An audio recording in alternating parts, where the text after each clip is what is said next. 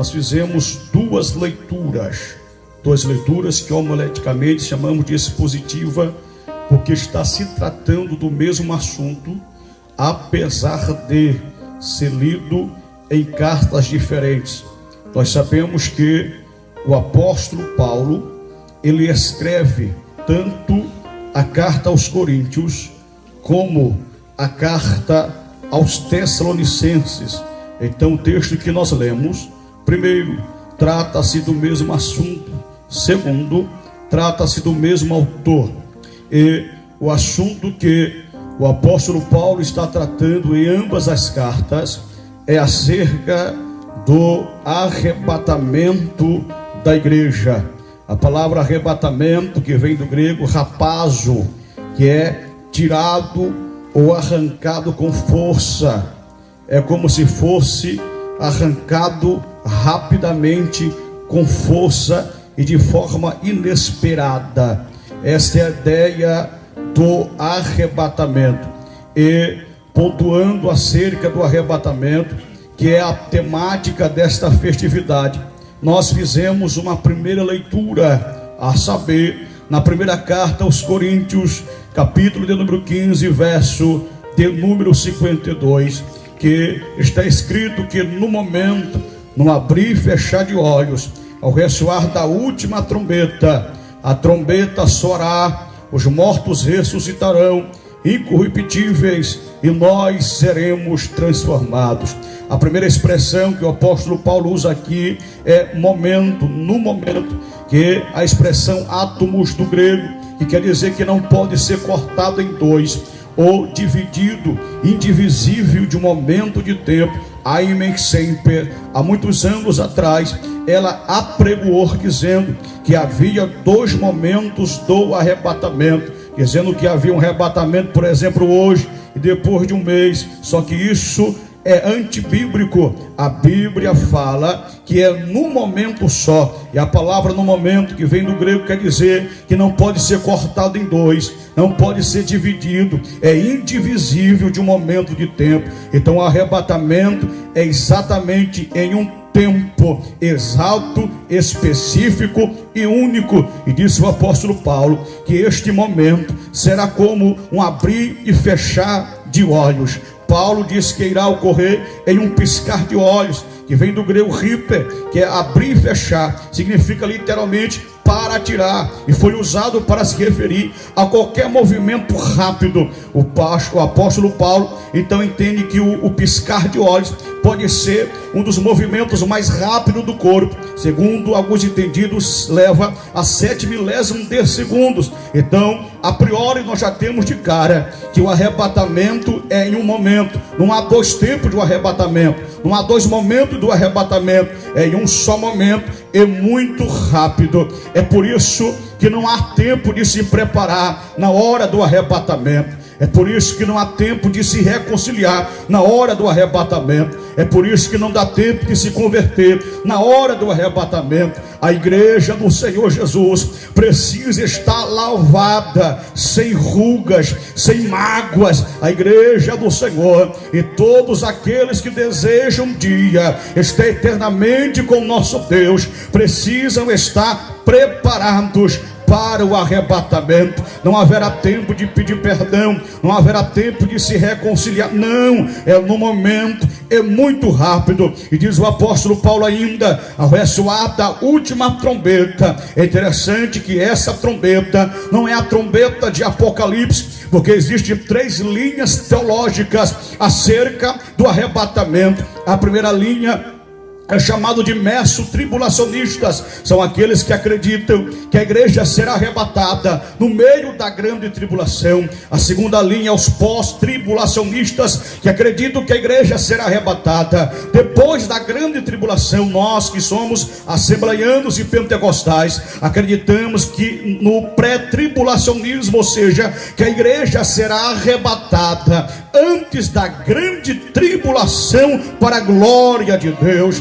Sim, essa última trombeta aqui de 1 Coríntios não tem nada a ver com a trombeta, a sétima trombeta de Apocalipse, que está escrito no capítulo 11, verso de número 15. Não, essa sétima trombeta de Apocalipse está falando do período tribulacional, está falando do período da tribulação. O lá de Apocalipse, a sétima trombeta, essa de 1 Coríntios está se tratando sobre o arrebatamento da igreja. Aqui Paulo fala do arrebatamento como algo muito rápido, como um tiro, um piscar de olhos. Porém, em 1 Tessalonicenses, capítulo de número 4 e verso de número 17, ele narra em câmera lenta. É bem verdade que em 1 Coríntios o apóstolo Paulo está narrando como o arrebatamento é, só que ele não dá detalhe. Ele fala que é num momento específico, muito rápido, como um piscar de olhos, só que ele não narra em detalhes o que ocorrerá nesse toque da trombeta, nesse piscar de olhos, o que ocorrerá. Logo ele vai escrever aos Tessalonicenses agora esse piscar de olho, esse momento que é único do arrebatamento. Ele vai narrar como se fosse narrando em câmera lenta,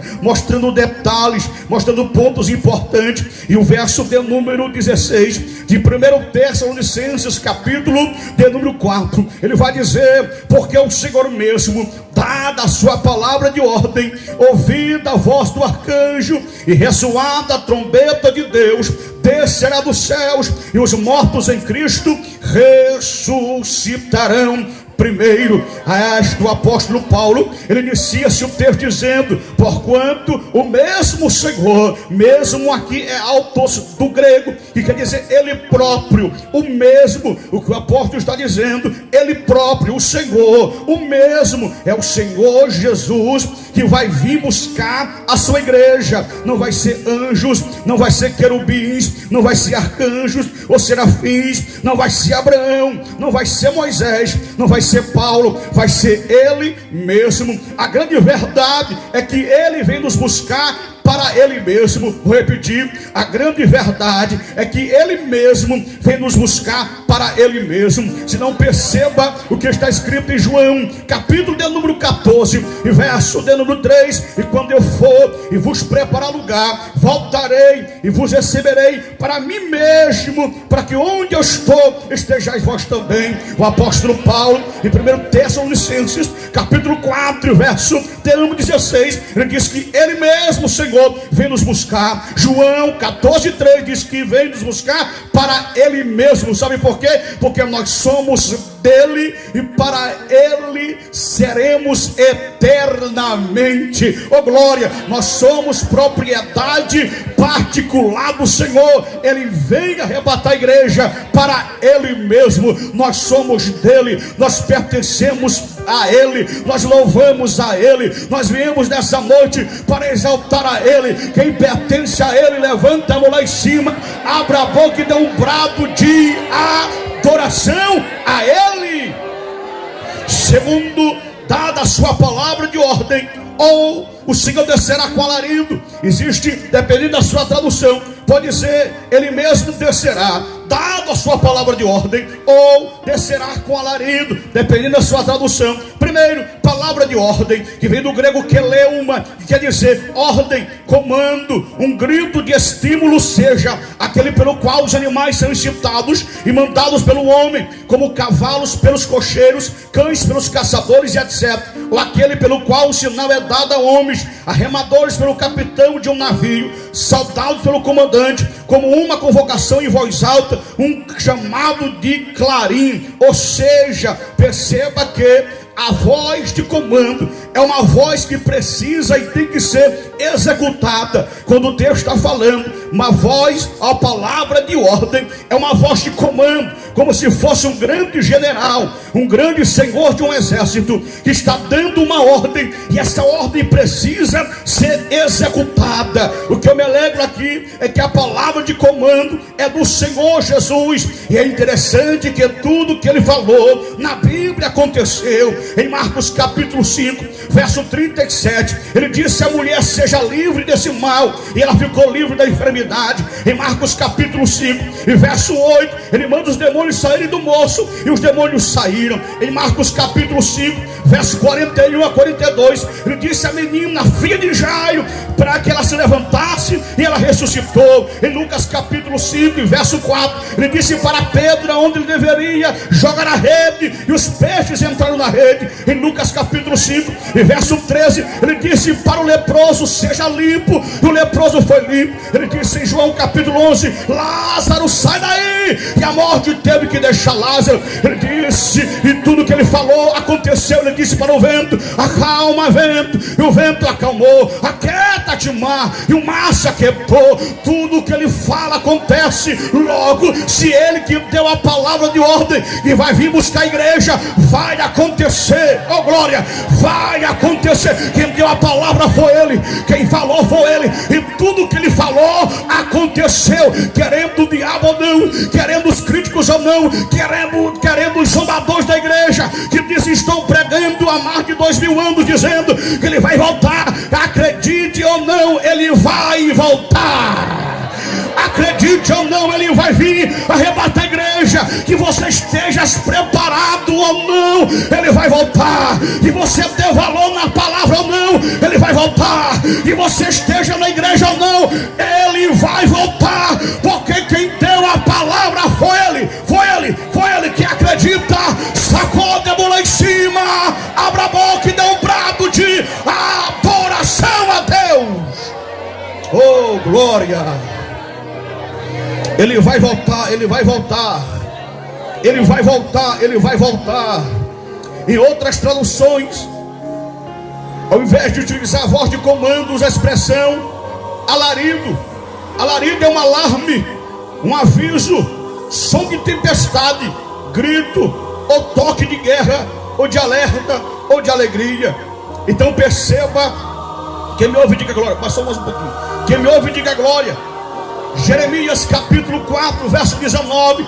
Jeremias diz, entre as linhas, estou com dores no meu coração, o meu coração se agita em mim, não posso me calar, porque tu, a minha alma, ouviste o som da trombeta, o alarido da guerra. O arrebatamento é um grito de guerra pela igreja. Vou repetir, quem me ouve diga glória. O arrebatamento é um grito de guerra pela igreja. Convenhamos entre nós outros que enquanto estivermos nessa terra podemos pecar, enquanto estivermos nessa terra podemos morrer, enquanto estivermos nessa terra temos a possibilidade de ir para a escuridão eterna. Sim, nós temos essa possibilidade, por isso nós precisamos nos agarrar ao Senhor. Mas querida igreja, quando o arrebatamento acontecer, aqueles que forem arrebatados, a morte não terá mais poder sobre eles, o pecado não terá mais poder sobre eles, o diabo não pode mais inflamá-los com a seta inflamada do maligno, porque o arrebatamento é o maior grito de guerra e de vitória definitivo, ou a consumação da vitória da igreja na eternidade. Tem gente aqui que está boiando, mas eu acredito que tem aqui gente que está ligada na palavra. Eu vou dizer para você, o maior grito de vitória da igreja não é ganhar um carro próprio, além de ser bênção, é bênção. O maior grito de vitória da igreja não é ganhar uma casa própria, é bênção, mas não é a maior vitória. A maior vitória da igreja, senhoras e senhores, não é vocês me conhecerem como pregador, não é o tal do cartaz, não, essa não é a maior vitória. A maior vitória da igreja será o arrebatamento da igreja.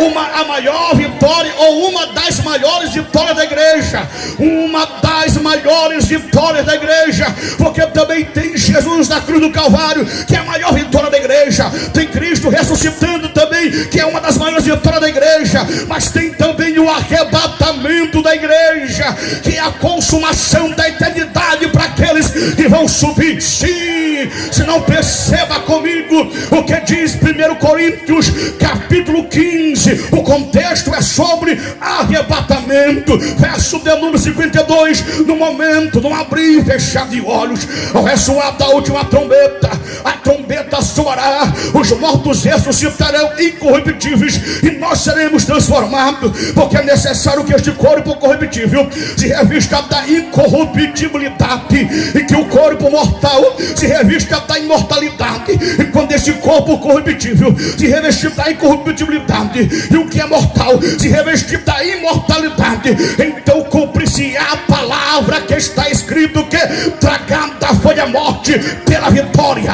Tragada foi a morte pela vitória. Onde está, ó morte, a tua vitória? Onde está, ó morte, o teu aguilhão? Aguilhão era uma vara de diaboi, fala do domínio da morte. O que Paulo está dizendo é: ó morte, onde está o teu domínio? Ora, o aguilhão, o domínio da morte é o pecado, é a força do pecado e a lei mais segura. Graças a Deus que nos dá a vitória por intermédio de nosso Senhor Jesus Cristo. Ele vai nos dar vitória no arrebatamento.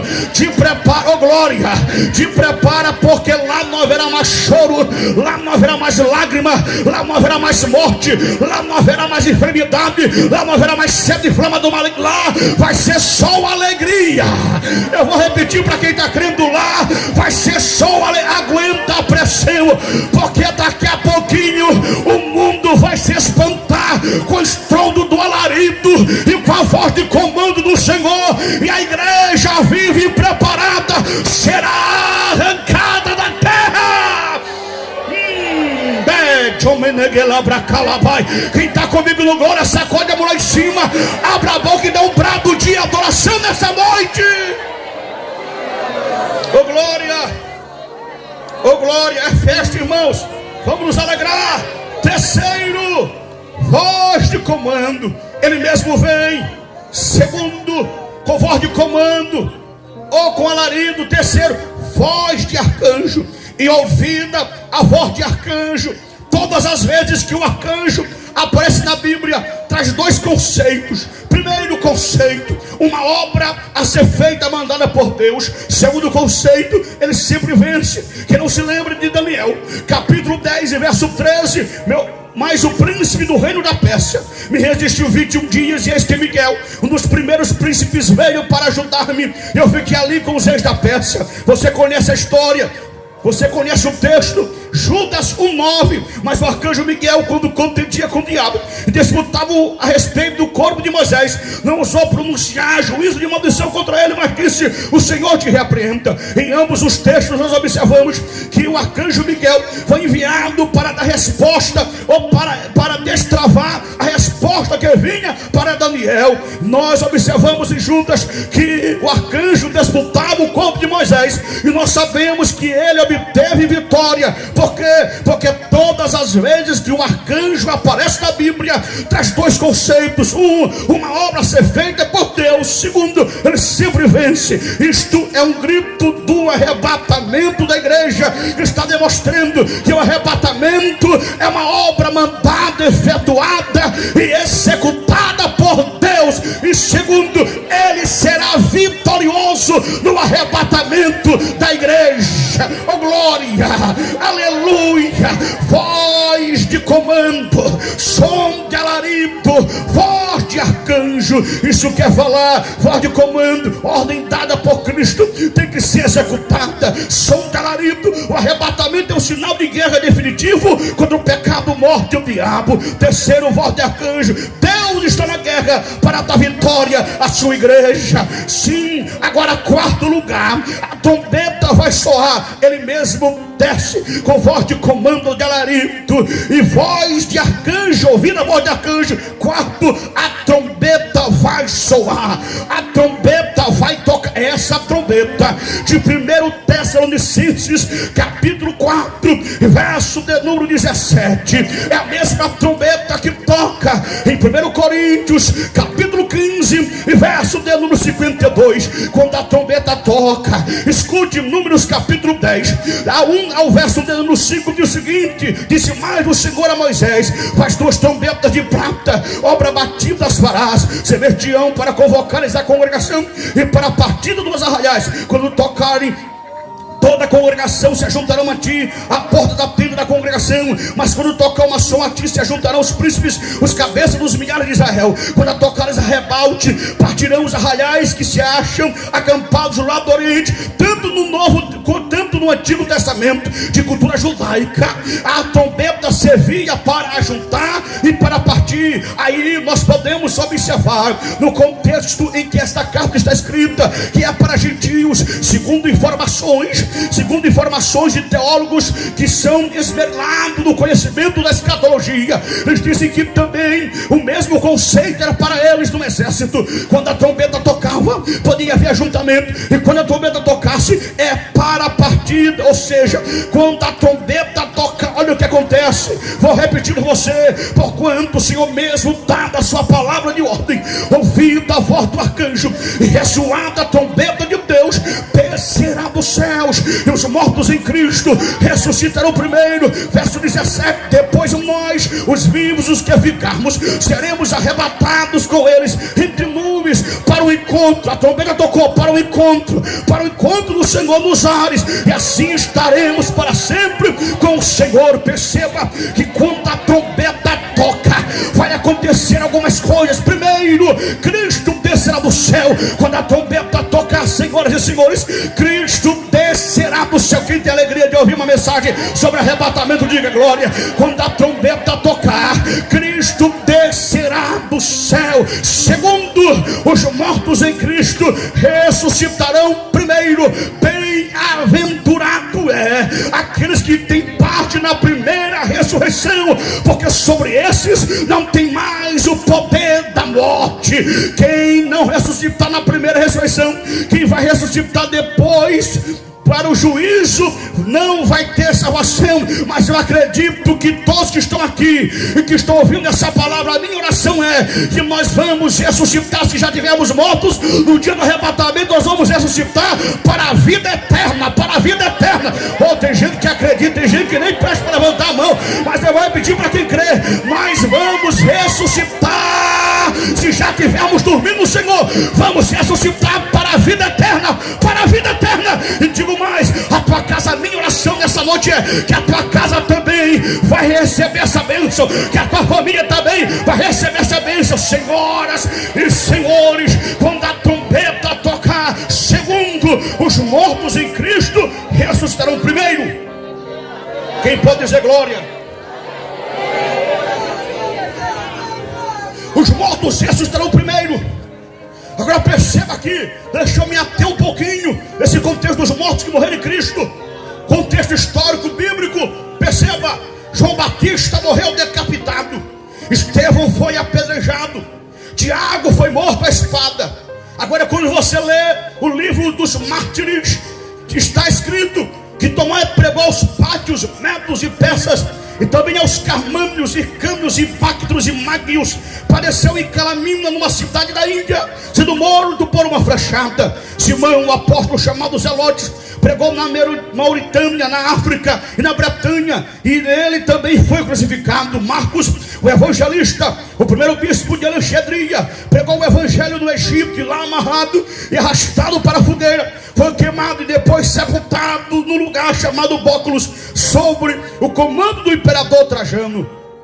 Bartolomeu, que também pregou aos indianos e que traduziu os evangelhos, ou o evangelho de São Mateus, para a língua deles. Por fim, em Abinópolis, cidade da grande Armênia, após várias perseguições, foi abatido a bordoadas, depois crucificado. Em seguida, após ser esfolado, foi decapitado. André, o apóstolo, eu amo essa história. André, o apóstolo, irmão de Pedro, assim escreve o Jerônimo, pai da igreja, um dos pais da igreja. André pregou no ano 80 de nosso Senhor Jesus Cristo, pregou aos sítios, aos sógnios, aos sacas, e numa cidade chamada Sebastópolis, agora habitada pelos etíopes, foi sepultado em Patras, cidade da Arcádia, depois de crucificado por Egéias. Se liga nessa história. André, permanecendo firme e constante em suas convicções, respondeu assim sobre o castigo com que fora ameaçado, que ele não teria pregado a honra e a glória da cruz, se temesse a morte na cruz. Depois disso foi pronunciada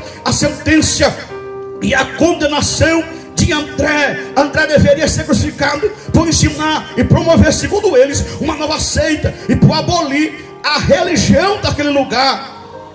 Ao dirigir-se ao lugar do martírio, e ao ver ao longe a cruz já preparada, André não mudou nem de semblante, nem de cor. Seu sangue não se retraiu, a voz não hesitou, o corpo não desfaleceu, a mente não se perturbou, o entendimento não lhe faltou. Falou e disse a André: ó cruz, extremamente bem-vinda e tão longamente esperada, de boa vontade, cheio de alegria e desejo, eu venho a ti, discípulo que sou daquele que pendeu de ti, pois sempre fui teu amante e sempre desejei te abraçar. Alguém que não tinha medo da morte. Mateus foi transpassado por uma lança. Policarpo diz a história, Policarpo, segundo informações, que era bispo de Esmina e foi discípulo de João, apóstolo amado, diz a história. E quando este homem tem aproximadamente 80 anos de idade, os soldados dos imperadores romanos foram buscar ele para queimá-lo, para matá-lo. Então ele disse: me espere um pouco aí, eu vou só orar 1 hora.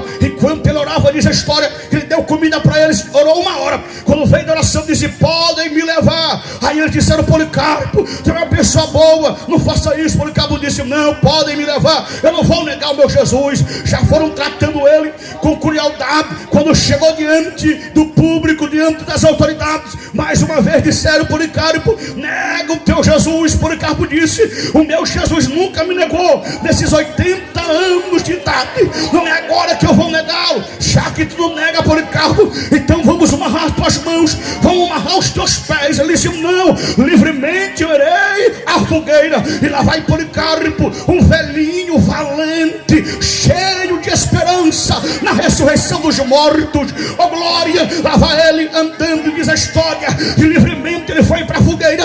Enquanto ele ia para a fogueira, Edson Dias, ele ia cantando e dizendo: Senhor, obrigado por me fazer digno de ser mártir, obrigado por me fazer digno de morrer por ti, obrigado de me fazer digno por padecer por ti. Diz a história que a fogueira não conseguia consumar, não conseguia queimar o corpo de Policarpo. Então as autoridades, percebendo, pegaram uma lança e furaram ele. Por que não lembrarmos então do tempo de Nero, imperador Nero, que colocava os irmãos da igreja em peles de animais, costurava e colocava para os cães bravos comerem? Por que não se lembrar que ele pegava as mulheres grávidas e colocava para os búfalos partir a sua barriga e morriam sendo espetadas pelo chifre dos búfalos as arenas? A atração daquela época era colocar cristão para os leões matarem. Diz a história que pegavam crentes e assavam ele como se assa carne numa greia. Diz a história também que eles tiravam a pele do couro do pé dos cristãos e obrigavam-os a andar em cima de cama de espinhos. Só me engano, pegaram uma mulher por o nome de Mariana e ela tinha 7 filhos. Mataram o primeiro, dizia nega, ela dizia não nego. Mataram o segundo, dizia nega, e ela dizia não nego. Mataram o terceiro, quarto, quinto, sexto, no caçulinho, disseram nega. Aí poupa tu e teu velho, disse não nego, pode matar ele, pode me matar. Mataram todos e ela não negou. Sim, senhoras e senhores, eu só tenho uma boa notícia para falar para vocês: que quando a trombeta do arrebatamento tocar, os que morreram em Cristo ressuscitarão. Oh, glória! E não vai ficar pele lá. Não, senhoras e senhores, o que o fogo queimou e a poeira levou e o vento levou, o vento vai ter que dar conta onde está, pedacinho por pedacinho, porque haverá, quando a trombeta tocar, haverá um ajuntamento, a decomposição dos corpos, que não existe mais informação, que não existe mais osso. Aonde tiver, vai se juntar, vai se juntar, vai se juntar. A gente não vai ser ressuscitado faltando uma orelha. Não, até a laiocede, que proxa, até a pele que ficou nos dentes do leão vai ter que sair e comprar o corpo dos santos que vão ressuscitar. Quando a trombeta tocar, os mortos em Cristo ressuscitarão. Oh glória! É nesse dia a gente vai ver nossos entes queridos. Esse Está chegando, está chegando, está chegando. O cristão não pode ter medo da morte. Quem está em Cristo não passa pela morte, mas passa da morte para a vida. Eita glória. Tem alguém entendendo ali? Tem alguém entendendo aqui? Tem alguém entendendo? Levanta a mão lá em cima. Só quem está entendendo, abra a boca e dê um brado de vitória. Vitória, vitória. A igreja vai ser arrebatada. Diz o texto de Jesus: é a primícia dos que dormem, dizendo que Jesus é o primeiro a ser ressuscitado. Jesus ressuscitou em corpo, sim. Ele disse para Tomé: Tomé, toca no meu corpo.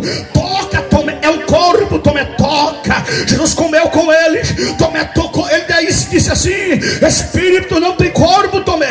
E não tem não. Agora toca, eu tenho. Jesus é a primícia dos que dormem, que quer dizer que nós teremos um corpo semelhante a ele. Agora tem alguns que dizem por aí que a igreja não pode herdar o céu, porque a Bíblia diz lá em 1 Coríntios capítulo 15 verso 50 que carne e sangue não pode herdar. Se esqueceram de ler o verso de número 52: pois esse corpo corruptível e corruptível se revestirá da incorruptibilidade. Esse corpo que é mortal vai se revestir da imortalidade. Esse corpo corruptível é o corpo que adoece, que apodrece, que fede. Oh glória! Quando a trombeta tocar, será transformado em um corpo glorificado, incorruptível, imortal. Oh glória!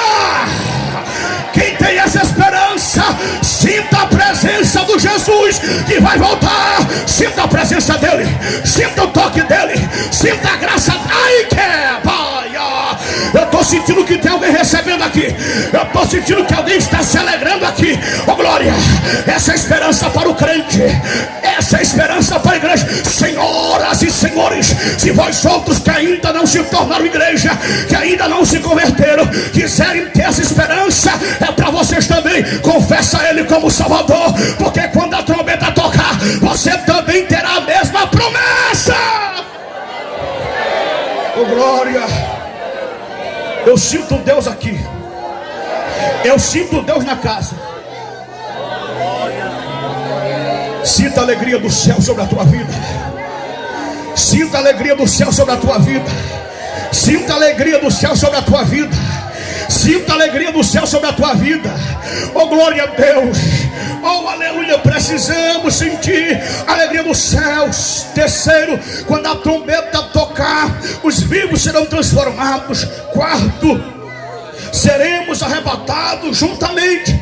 Seremos arrebatados juntamente. Esse dia não vai ter placa de igreja.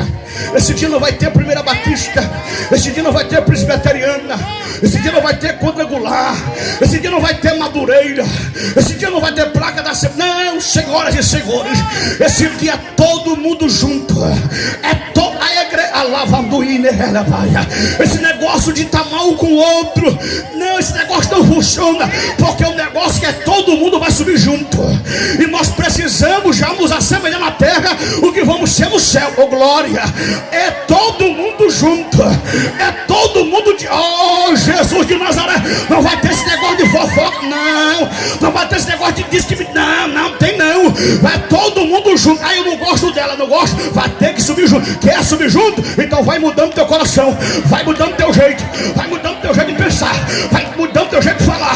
Porque vai ser todo... Não é eu que estou dizendo.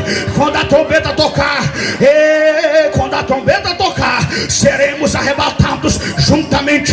Seremos arrebatados juntamente. Seremos arrebatados juntamente. Quinto, quando a trombeta tocar, estaremos entre nuvens ao encontro do Senhor nos ares. Sexto, para sempre estaremos com Ele. Não é 2 dias, é para sempre. Não é 3 dias, é para sempre. Não é 1 ano, é para sempre. Tem gente aí brigando se é no céu, se é na terra, ou se não vai haver nem céu e nem terra como impedimento, mas vai ter acesso tanto no céu como na terra. Irmão, uma coisa que eu quero é estar com Ele para sempre. Estar com Ele para sempre. Estar com Ele para sempre. Estar com Ele para sempre. Então cumprir-se-á a palavra que está escrita: Não turbe o vosso coração. Credes em Deus, crede também em mim. Na casa do meu pai há muitas moradas. Se não fosse assim, eu vou teria dito, pois vou preparar-vos lugar. E quando eu for e vos preparar lugar, voltarei e vos receberei para mim mesmo. Escute, para que onde eu estou, nós vamos estar onde ele estiver, para que onde eu estou estejais vós também. Oh glória! Aí eu me lembro que diz a canção, que diz o seguinte: muito em breve vai sair uma notícia de um povo que desapareceu. Era um povo muito humilde, que aqui muito sofreu. Esse povo era o povo de Deus. Onde está aquele povo barulhento? Onde está que não se vê nenhum irmão? Alguém com voz de lamento vai dizer nesse momento: aquele povo foi embora para Sião. Onde está o dirigente dessa igreja e os obreiros daqui? Onde estão as mensagens que pregavam? Muitos crentes se alegravam, eles também foram embora para Sião. Onde está a juventude dessa igreja? As irmãs do ciclo de oração que a Deus tanto clamavam, e as crianças que cantavam, elas também foram embora para Sião. Depois desse grande acontecimento, muitos crentes desviados vão voltar procurando os irmãos para a reconciliação, mas infelizmente não vão encontrar. Onde está aquele povo barulhento? Onde está que não se vê nenhum irmão? Alguém com voz de lamento vai dizer nesse momento: aquele povo foi embora para Sião, para Sião. Rouba da galavas. Te prepara, igreja, porque nós vamos daqui a pouquinho em um pouquinho de tempo. Ele não tardará, ele voltará. Espera, porque ele está às portas. Como diz o reverendo pastor Napoleão Falcão, eu posso ouvir o tic-tac do relógio escatológico batendo a hora exata do arrebatamento da igreja. Oh glória! Fixa nos pés e vamos orar.